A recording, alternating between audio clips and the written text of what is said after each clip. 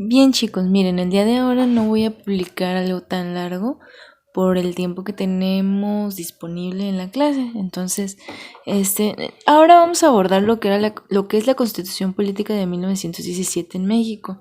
Nosotros ya vimos los derechos los derechos positivos o legislación positiva mexicana, que nos habla de esos derechos que todos deben de tener, ¿no? Como que es la base que toman los estados, la nación, etcétera, para poder basarse en ella sus leyes. Nuestra Carta Magna, es decir, la Constitución, es la base fundamental de todos los derechos que se le otorgan a los ciudadanos mexicanos.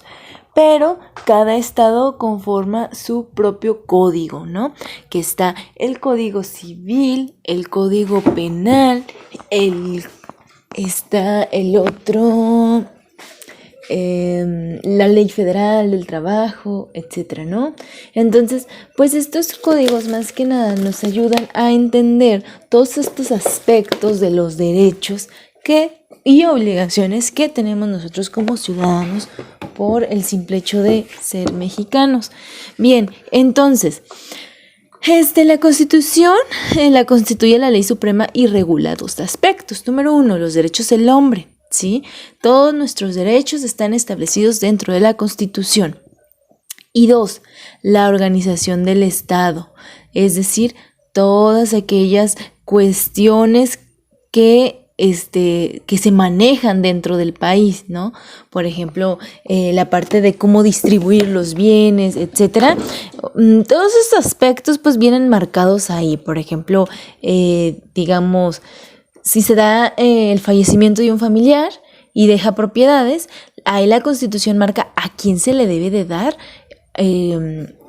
el beneficio, ¿no? De quién va a heredar esas propiedades. Y ellos ahí marcan no un reglamento, pero sí marcan las características que se deben de llevar a cabo o se deben de seguir para poder otorgar o dar ese seguimiento a la persona que está demandando pues su derecho, ¿no? Entonces nos maneja procedimientos y nos maneja la parte de nuestros derechos, ¿no?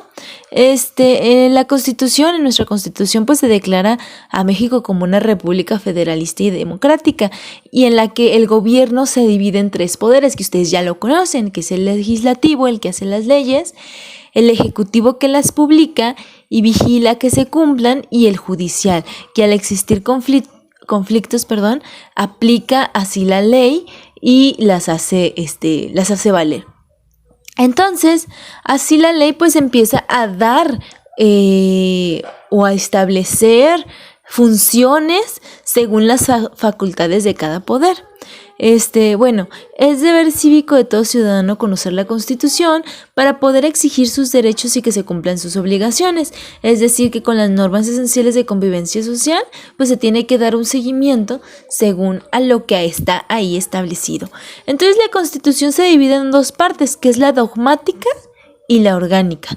En la parte dogmática, más que nada, ahí se exponen las garantías individuales, que es lo que nosotros ya conocemos, esos famosísimos artículos de los que desde la primaria nos vienen platicando, ¿no? Que entre ellos, pues hablan del derecho a recibir educación, del derecho de gozar de servicios de salud, etcétera, ¿no? Todos esos derechos, esas garantías, ahí están plasmadas. Y en la otra parte, en la parte orgánica, ahí es la forma en cómo se dicta lo que debe de llevar a cabo la organización del país y los derechos y obligaciones de cada uno de los funcionarios que conforman las instituciones de la República. Entonces, vuelvo a recapitular. Mientras la dogmática habla de garantías individuales que hablan sobre los derechos en educación, en trabajo, libertad religiosa, expresión de ideas y de propiedad, la parte orgánica habla de cómo se debe de organizar el país y los derechos y obligaciones de cada uno de los funcionarios, ¿sale? Hasta ahí llevamos, ¿va? Entonces, así la Constitución dispone que la forma de gobierno sea de república representativa, es decir, la república representa a las personas que habitan dentro del país, democrática porque todas las decisiones que se llevan a cabo son por medio, digamos, de voto común, es decir, que todas las personas tienen derecho a decidir, y federal, con la que ya menciona la división de los poderes, ¿sale? Muy bien, a ver, a continuación sobre la misma parte de la Constitución, viene muy relacionada con los temas anteriores. Aquí lo que nosotros vamos a hacer es que vamos a hacer una relación de los temas que hemos estado viendo con lo que es, ahora sí, la Constitución, ¿no? Porque bueno, va muy de la mano con lo que es la historia de la democracia en México. Recordemos que nosotros éramos una colonia, estábamos bajo la corona española sobre estos colonizadores que llegan a México a imponer su forma de gobierno. En pocas palabras, era una forma de gobierno a pesar de que fuera un imperio. Entonces, ellos vienen, nos establecen sus ideas con derechos que no cubrían a todas las personas, y al momento de que se da el levantamiento, la Revolución Mexicana, que dicen, ¿saben qué? Ya estuvo de esto, comienzan a buscar una manera de regular esos derechos para que todos pudieran gozar de ellos. Obviamente en el primer sentido no tenían la idea de que todos gozaran de ellos, porque se dividía en dos bandos cuando fue todo este movimiento, que eran los conservadores y los otros que se me olvida mucho el nombre. Lo voy a decir radicales. No era el nombre de ellos, no son radicales, tenía otro nombre. Pero bueno, digamos, los radicales, ellos más que nada orientados a lo mejor a todo este tipo de movimiento positivista, por así decirlo, tenían pensado pues establecer su gobierno democráticamente, mientras los conservadores querían seguir llevando una forma de gobierno bajo la corona española, pero con sus propias reglas, es decir, que no vinieran a un españolete de allá a ponerle sus reglas, sino que ellos mismos pudieran poner las reglas, pero siguiendo bajo la, no custodia, sino bajo la sombra de la corona española. O sea, seguiríamos sobre ese mismo mando. Y los otros pues no, de plano no decían.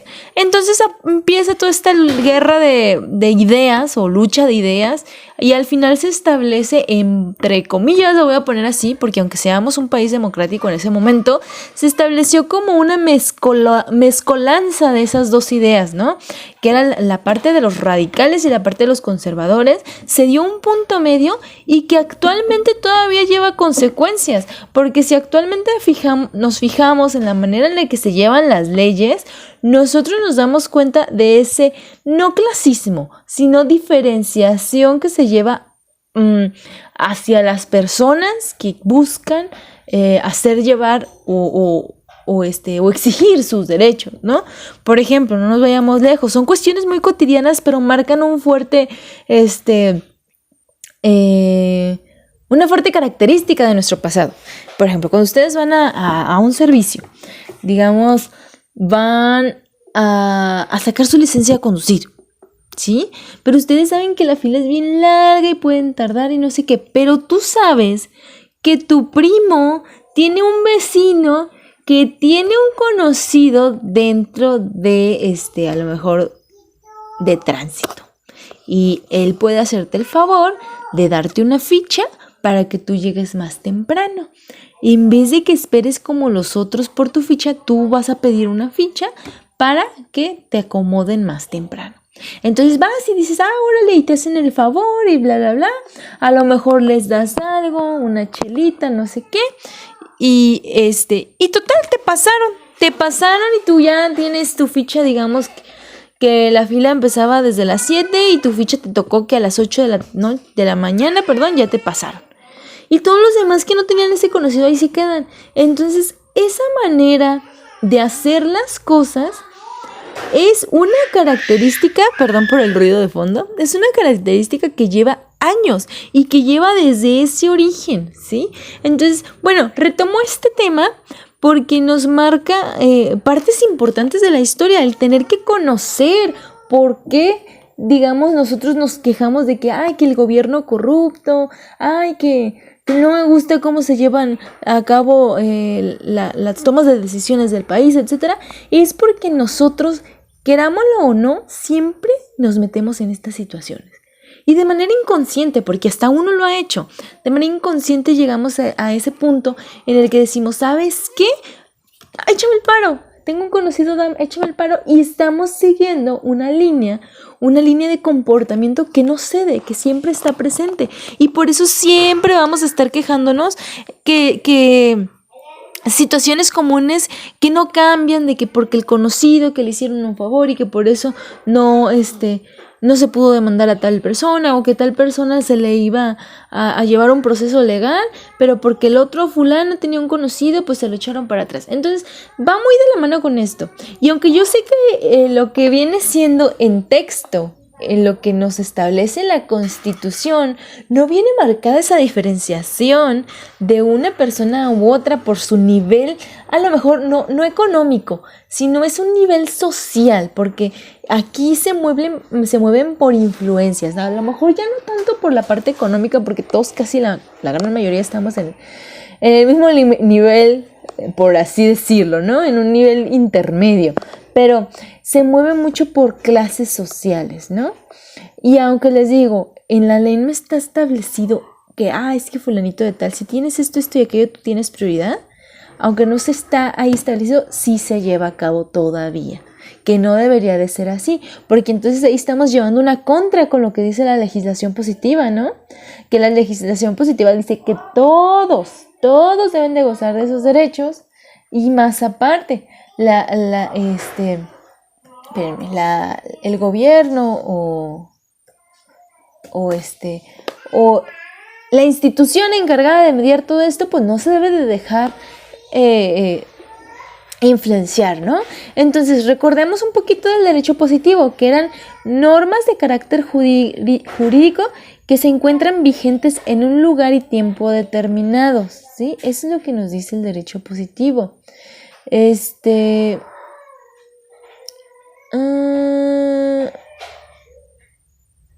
A ver, permítanme. Entonces, el concepto de derecho, existe un consenso general que dice que es el conjunto de normas jurídicas obligatorias cuya inobservancia conlleva a imponer una sanción. Por eso es lo que les digo, si el derecho positivo ya está establecido en la Constitución de 1917, ¿por qué aún en día se dan ciertas situaciones en las que no se da como tal el derecho positivo? Ahora, ¿cuál es el derecho que se encuentra vigente en nuestro país dentro del derecho positivo mexicano? Sin lugar a dudas, pues es aquel que se encuentra aprobado por los medios y canales adecuados de difusión y por tanto constituye el derecho que se aplica en el presente en nuestro país. Esos medios y canales adecuados a difusión pueden sustituir una ley vigente y en este momento deja de ser un derecho positivo para convertirse, pues más que nada, en un antecedente histórico de carácter legislativo.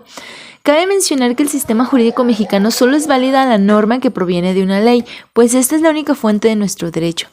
Entre otras normas o leyes que se encuentran vigentes está la Constitución Política de 1917, el Código Civil Federal, el Código Federal de Procedimientos, el Código Penal, la Ley del Trabajo, el Código del Comercio, Ley de Reforma Agraria, Código Fiscal de la Federación, y me puedo ir así con más, porque son bastantes. Hay bastantes códigos, sería cuestión de investigarlos, pero todos ellos establecen que es un derecho invulnerable. Todos deben de gozar de sus derechos si así lo están exigiendo. Bueno, voy a dejar hasta aquí el video para que ustedes puedan terminar su actividad. La actividad de hoy consiste en que ustedes escriban no va a ser un resumen, ¿eh? No es un resumen, ni tampoco es una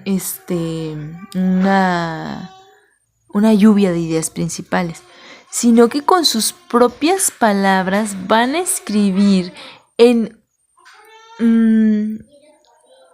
dos hojas escritas de qué relación tienen los temas que ya hemos visto. Los temas que ya hemos visto son los siguientes.